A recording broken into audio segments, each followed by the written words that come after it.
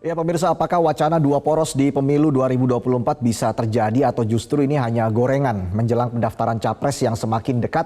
Kita akan membahasnya bersama pengamat politik Yunarto Wijaya, Ketua DPP PDIP Jarod Saiful Hidayat, dan Wakil Ketua Umum Gerindra Habibur Rahman. Selamat pagi Mas Toto, Pak Jarod, Ya, Pak Habibur Rahman. selamat pagi. Selamat pagi. Baik, saya langsung ke Pak Jarod ini. Pak Jarod, sebelum kita membahas soal wacana dua poros ini, yang paling hangat diberitakan saat ini adalah soal isu Kaesang yang akan segera merapat ke PSI ini.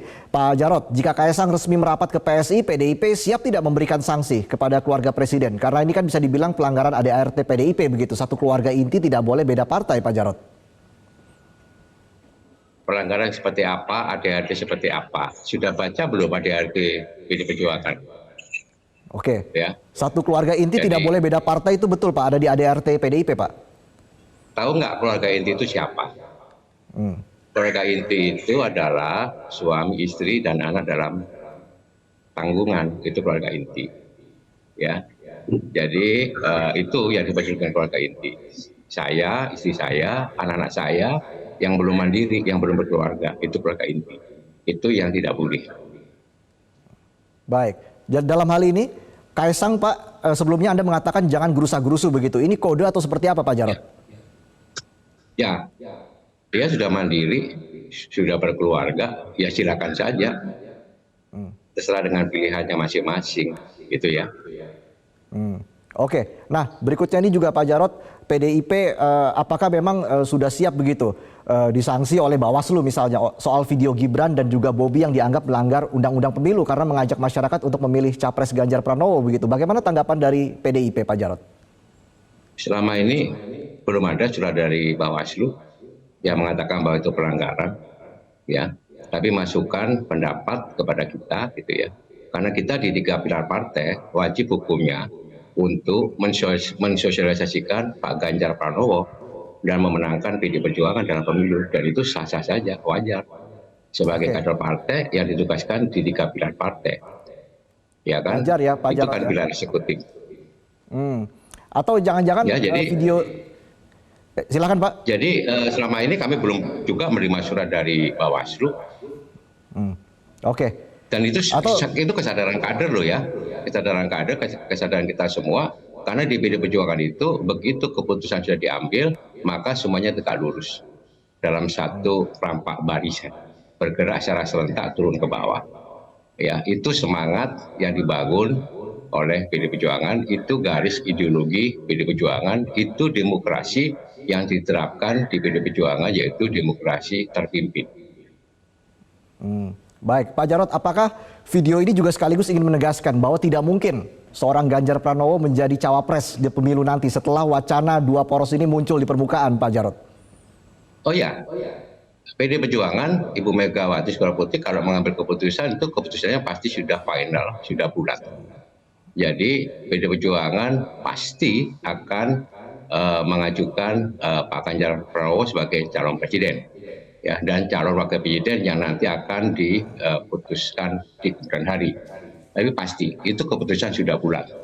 Tapi kalau Anda bertanya, apakah masih memungkinkan ada dua poros atau 3 poros? Di dalam politik itu masih memungkinkan, ya. Makanya di dalam perpolitikan di Indonesia, ya, ini kan banyak sekali drama-drama, ya. Siapa yang menduga misalnya Pak Muhaimin Iskandar dan Pak Prabowo, Gerindra dan PKB yang sudah bekerja sama, berkomunikasi selama 1 tahun, tiba-tiba bubar, ya. KKIR berubah, bubar. Siapa yang menduga, ya, makanya jangan heran, jangan kaget, ya, ketika Nasdem dan Demokrat menjalin satu kerjasama koalisi perubahan katanya, ya. Kemudian sudah ada surat cinta yang meminta Mas Ahaye sebagai cawapresnya Pak Anies. Berapa hari kemudian berubah, langsung batal begitu saja, tanpa minta izin, hanya minta maaf, kemudian menggandeng Caimin sebagai wakilnya. Berubah sesaat. Makanya menurut saya di dalam melihat wajah perpolitikan Indonesia di panggung depan ini, yang ditonton oleh rakyat Indonesia, itu jangan kagetan, jangan heran, jangan gumun, gitu ya. Bisa juga terjadi, misalnya ya, Pak Anies sama Caimin sudah mendeklarasikan pertunangannya, tukar cincin. Tapi tukar cincin loh ini ya, belum daftar ya untuk mengesahkan di KUA sebagai pasangan yang sah untuk bisa bertanding ya. Sebelum ke KPU tanggal 19 sama 25 berubah. Ternyata hasil surveinya kok nggak naik-naik ya. Berubah pikiran ini. Apa nggak sebaiknya misalnya PKB gitu ya, kemudian merapat ke PD Perjuangan atau CPLK ya, CLBK ya, ke Partai Gerindra. Ya, cinta lama bersemi kembali misalnya. Jadi semua kemungkinan masih terjadi. Tetapi kita memastikan bahwa PD Perjuangan firm tetap mengusung Pak Ganjar Pranowo sebagai calon presiden yang akan didaftarkan di KPU tanggal 19 sampai 25 Oktober nanti. Baik, saya langsung ke Pak Habibur Rahman. Pak Habibur Rahman, bagaimana Gerindra melihat wacana ini? Hanya ada 2 poros di Pilpres 2024 nanti. Ya, pada intinya kami selalu siap dengan kemungkinan yang terjadi ya, apakah 2 poros atau 3 poros, kami siap memajukan Pak Prabowo sebagai capres. Nah, kemudian ada wacana duet soal Pak Prabowo dengan Pak Ganjar. Kami ya, pertama kami secara ideologi memiliki kedekatan dengan PDI Perjuangan. Bahkan banyak misalnya praktek-praktek di PDI Perjuangan yang kami jadikan contoh ya dalam berpartai. Kemudian secara politik sebetulnya kami dengan PDI Perjuangan dalam satu platform yang sama, yaitu memandang pemerintahan saat ini sudah berhasil dan keberhasilannya harus dilanjutkan. Secara individu juga ada kedekatan Pak Prabowo dengan tokoh-tokoh di PDI Perjuangan. Namun ada satu hal yang perlu memang kita pertimbangkan masak-masak, bahwa di satu sisi kami sangat menghormati PDI Perjuangan yang sudah menetapkan Pak Ganjar sebagai capres. Itu penetapan yang sangat resmi kalau nggak salah dalam Rapimnas atau pengambilan keputusan resmi partai.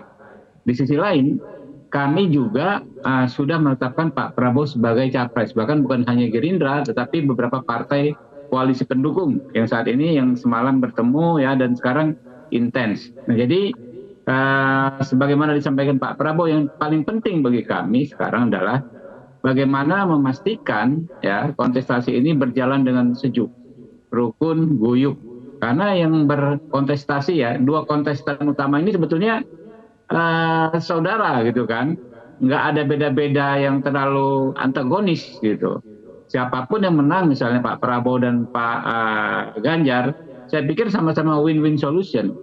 Kalau misalnya kami diberikan amanah ya, kami tentu akan dengan senang hati mengakomodir Pak Ganjar ya dan kawan-kawan PDI Perjuangan, dan juga siap memperjuangkan nilai-nilai yang mereka perjuangkan. Sebaliknya, misalnya belum ada rezeki Pak Prabowo yang menang, Pak Ganjar yang menang, kami pun menitipkan idealisme kami ya, perjuangan kami ke Pak Ganjar. Jadi yang paling penting itu, karena kalau bicara soal sosok capres dan cawapres di koalisi Partai Gerindra itu akan diputuskan oleh Pak Prabowo dengan melibatkan dalam musyawarah para ketua umum partai politik pengusung. Oke, baik. Tapi Pak Habib, sebenarnya Pak Prabowo rela tidak menjadi cawapres dari Pak Ganjar, legowo begitu? Ya, bukan soal rela atau tidak rela, itu tadi yang semuanya kedua-duanya sudah dalam posisi dicapreskan oleh partai dan koalisi masing-masing. Pak Prabowo ditetapkan dalam Rapimnas Partai Gerindra, begitu juga Pak Ganjar. Jadi kami menghormati ya, Pak Ganjar memang maju sebagai capres yang ditunjuk oleh PDI Perjuangan dan koalisinya. Begitu juga kami tentu keputusannya tidak berubah ya, belum berubah soal Pak Prabowo sebagai capres dari Partai Gerindra. Oke, jadi walaupun ini nanti misalnya terjadi 2 poros, tidak masalah bagi Gerindra ya, siapapun presidennya begitu ya, atau antara Pak Prabowo ataupun Ganjar Pranowo begitu ya? Tidak masalahnya, artinya gini, 2 poros kami tidak masalah, apakah ada 2 poros, yang jelas kami tetap teguh mencalonkan Pak Prabowo sebagai presiden. Tapi sejauh ini sudah ada tawaran belum Mas Habib soal menduetkan Ganjar Prabowo ini? Mungkin dari PDIP begitu, Mas Habib? Belum ada, setahu kami belum ada. Oke, baik. Saya langsung ke Mas Toto. Kalau begitu, Mas Toto, jadi bagaimana ini peluangnya untuk bisa terjadi dua poros? Apakah ini peluangnya sangat besar? Karena kan melihat wacana dua poros ini sepertinya sebuah kode kuat begitu dari PDIP. Atau Anda melihat ini hanya gorengan saja karena sudah mepet dengan waktu pendaftaran capres? Bagaimana Mas Toto melihat ini? Pertama ini belum mepet ya Mas, karena masih sebulan sebetulnya. Mepet hitungan pendaftaran capres itu kalau kita bicara besok itu sudah hari terakhir gitu. Yang kedua, kalau bicara 3 poros 2 poros, apapun masih sangat dimungkinkan betul sebelum janur kuning melambai, resmi nanti dipasangkan atau ditetapkan oleh KPU. Dan memang kalau kita lihat kecenderungan 2024 itu sangat banyak plot twist ya, lebih mungkin banyak terjadi kejutan-kejutan seperti apa yang terjadi setahun terakhir. Misalnya Nasdem dan Bang Surya Paloh yang dikenal dekat dengan Pak Jokowi malah awal-awal berkoalisi misalnya dengan 2 partai oposisi. Artinya memang dalam situasi seperti ini ketika incumbent tidak bisa maju kembali, polanya memang akan terjadi pola yang lebih mengacak. Yang tadinya berbarisan koalisi bisa berpindah kutub. Begitu pula sebaliknya yang oposan bisa masuk ke dalam barisan koalisi pendukung pemerintah. Nah, tetapi apakah dimungkinkan bergabungnya Ganjar dengan Prabowo? Secara konsep memang sangat mungkin. Kenapa? Karena dua-duanya mengklaim akan melanjutkan programnya Pak Jokowi. Apakah pernah ada momen yang menunjukkan bahwa keduanya ingin disatukan? Ada. Tanggal 10 Maret kalau kita lihat di Kebumen, Pak Jokowi membawa keduanya dan kemudian ramai dalam sosial media, pemberitaan. Nah, tetapi ada hal yang memang belum bisa disatukan dalam konteks itu. Ketika bicara 10 Maret pun, peristiwa bersama-samanya Mas Ganjar dengan Pak Prabowo, pendukungnya Mas Ganjar berbicara mengenai Ganjar Prabowo. Pendukungnya Pak Prabowo berbicara mengenai Prabowo Ganjar. Dan tadi sudah dijelaskan oleh kedua petinggi partai, karena keputusan tertinggi dari partai itu sudah menyalonkan Pak Prabowo menjadi capres, menyalonkan Mas Ganjar menjadi capres. Situasi real lainnya adalah ketika keduanya ini punya peluang untuk menang kalau kita baca di survei. Sehingga kemudian pasti keduanya merasa pantas secara taktis untuk bertarung menjadi RI1 bukan menjadi RI2. Itu yang menurut saya menyebabkan kalau kita mau berspekulasi mengenai dua poros pun tidak bisa hanya menggunakan satu skenario bergabungnya Ganjar dengan Prabowo.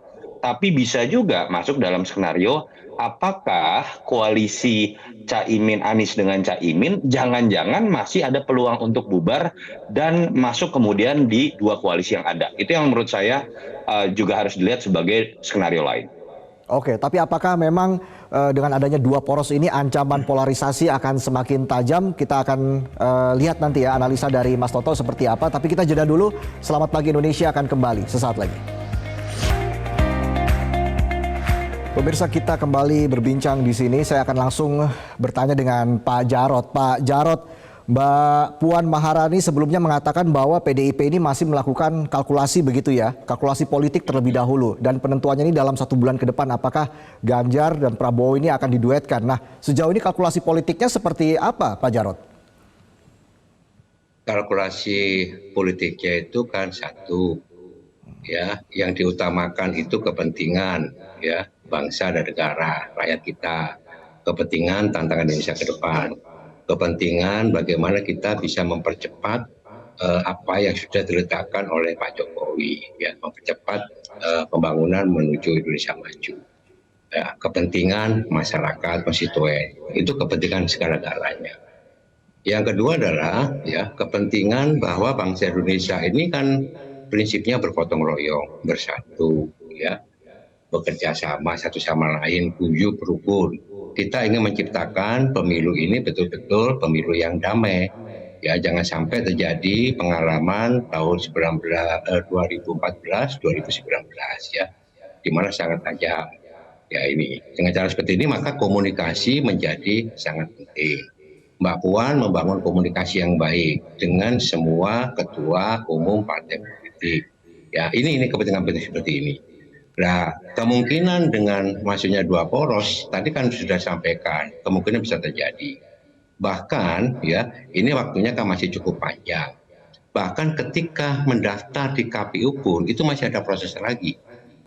Apa itu? Proses verifikasi, ya verifikasi administrasi, proses pemeriksaan kesehatan, proses pemeriksaan psikotes dan seterusnya sebelum diputuskan oleh KPU bahwa Anda pasangan yang layak untuk tampil, untuk maju bersaing di dalam Pilpres 2024. Jadi masih sangat panjang. Di dalam masa yang cukup panjang ini, maka komunikasi-komunikasi politik itu tetap dilakukan dengan baik. Termasuk juga kami tetap melakukan satu gerakan untuk turun ke bawah. Itu perintahnya. Jangan kita bermanuver di elit-elit di atas saja. Tapi yang jelas bagaimana PD Perjuangan bisa membantu rakyat. Bagaimana PD Perjuangan bisa mensejahterakan rakyat. Sebentar lagi PD Perjuangan akan ada Rakernas. Ya. Apa fokusnya Rakernas? Rakernas kita adalah kita ingin membangun, mewujudkan kedaulatan pangan untuk kesejahteraan rakyat. Rakernas yang kemarin fakir miskin dan anak terlantar dipelihara negara. Itulah yang menjadi fokus kita. Itulah menjadi kalkulasi politik kita. Ya.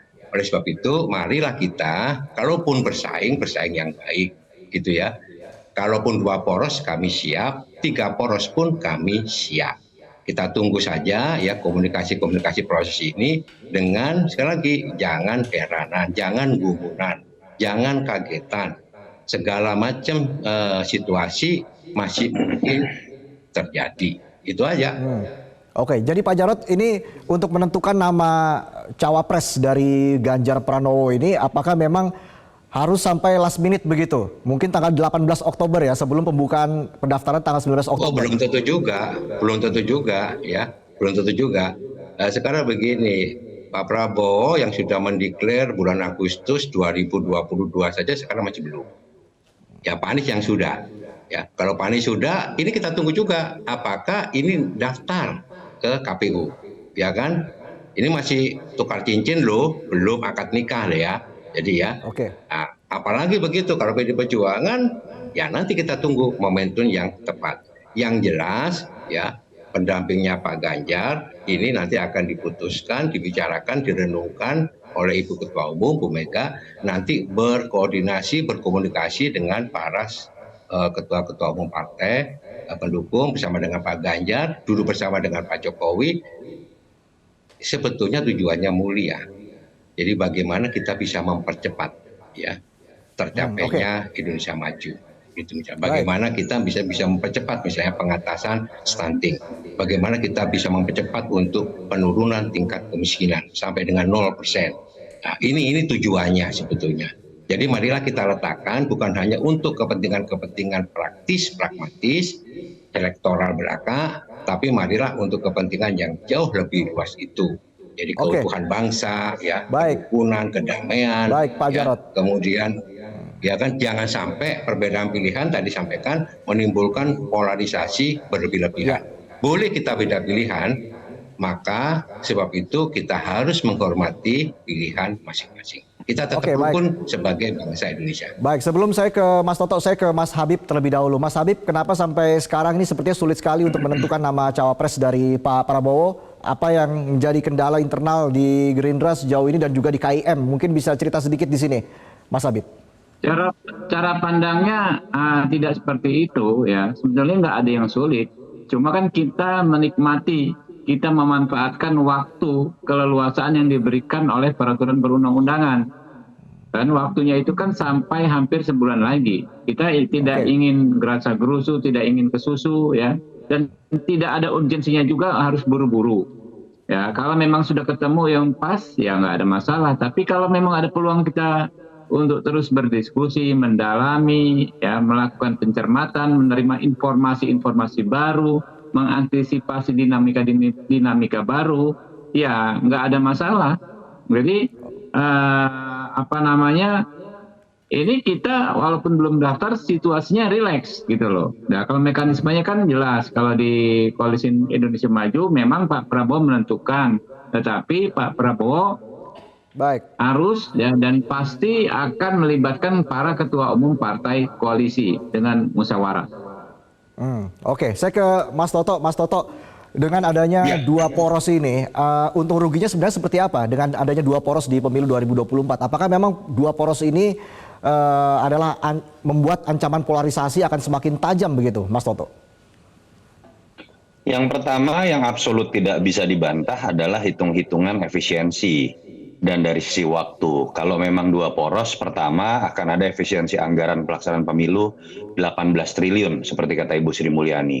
Yang kedua, 14 Februari itu melalui quick count kita sudah bisa memastikan bahwa siapa yang akan jadi pemenang, sehingga kemudian sisa waktu itu lebih banyak untuk bicara konsolidasi atau 8 bulan menjelang berakhirnya masa pemerintahan Pak Jokowi. Transisinya akan lebih banyak, karena kalau tidak bulan Juni kita baru akan putaran kedua. Itu yang absolut tidak bisa dibantah. Terkait tafsir bahwa dua poros ini lebih bisa membentuk polarisasi, 2017 itu Pilkada DKI salah satu pesertanya Mas Jarod itu 3 pasang loh, harus diingat. Bukan 2 pasang. Polarisasi terjadi, isu SARA lebih menyeramkan lagi. Bahkan kalau kita bicara 3 poros pun, itu kan ujungnya akan tetap 2 poros. Kalau kemudian tidak ada yang berhasil mencapai 50%, artinya kita hanya menunda polarisasi kalau asumsinya memang 2 poros pasti polarisasi. Jadi menurut saya tafsir itu juga belum ada sentimen historis dan fakta empiris yang bisa membenarkan. Karena variabel terpenting itu bukan 2 poros atau 3 poros, tapi bagaimana kesiapan penyelenggara pemilu, aparat penegak hukum, dan kedewasaan dari peserta pemilu untuk kemudian tidak menyebarkan hoax, tidak menggunakan ujaran kebencian. Kalau kalah dalam quick count kemudian tidak membuat kerusuhan, tidak menolak, membuat hitung-hitungan sendiri. Itu sudah pernah kita alami dalam sejarah. Jadi ini masalah perilaku, bukan masalah jumlah poros 2 atau 3 atau 4 atau 5. Mau 5 pun selama ada kedewasaan dari peserta pemilu, siap kalah bukan hanya ketika dalam masa kampanye, tapi ketika sudah keluar hasil quick count, termasuk keberanian aparat penegak hukum dan kemudian penyelenggara pemilu menegakkan aturan, saya pikir mau berapa poros pun kita tidak akan kemudian masuk dalam polarisasi. Baik, yang jelas Prabowo Ganjar cocok bersanding atau bersaing, yang pastinya harus tetap bertanding dengan fair begitu. Terima kasih Pak Jarod, Mas Habibur Rahman, dan juga Mas Toto sudah berbagi dan juga sudah menyempatkan waktunya bersama kami di Selamat Pagi Indonesia. Salam sehat untuk Bapak-Bapak semua. Jelajahi cara baru mendapatkan informasi. Download Metro TV Extend sekarang.